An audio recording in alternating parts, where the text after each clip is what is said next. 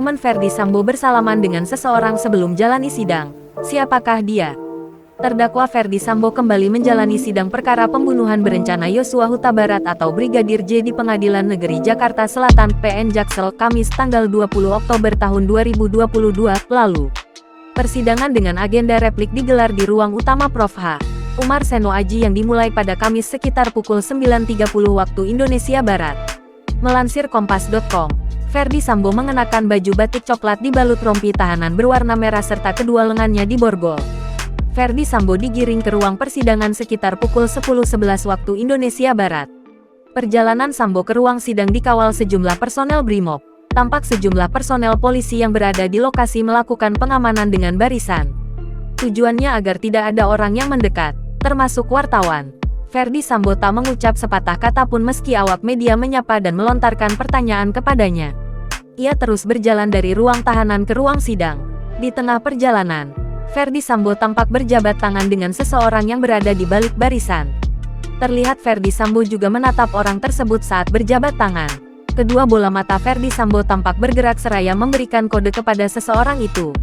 Pengacara keluarga Ferdy Sambo, Arman Hanis, mengungkapkan sosok yang disapa secara khusus oleh kliennya itu saat sedang berjalan ke ruang sidang di Pengadilan Negeri Jakarta Selatan.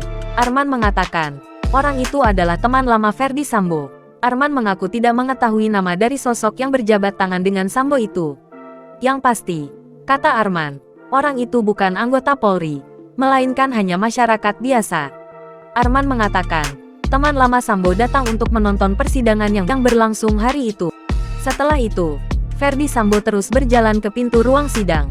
Setibanya, rompi dan borgol pun dilepas oleh petugas.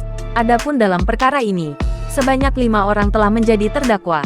Mereka yakni Ferdy Sambo, Putri Chandrawati, Baradae, Ricky Rizal atau Bribka RR, dan Kuat Ma'ruf. Kelimanya didakwa perbuatan pembunuhan berencana dan dijerat pasal 340 subsidiar pasal 338 junto pasal 55 dan pasal 56 Kitab Undang-Undang Hukum Pidana KUHP. Ancaman pidananya maksimal hukuman mati, penjara seumur hidup, atau penjara selama-lamanya 20 tahun. Jangan lupa subscribe, share, komen, dan like ya!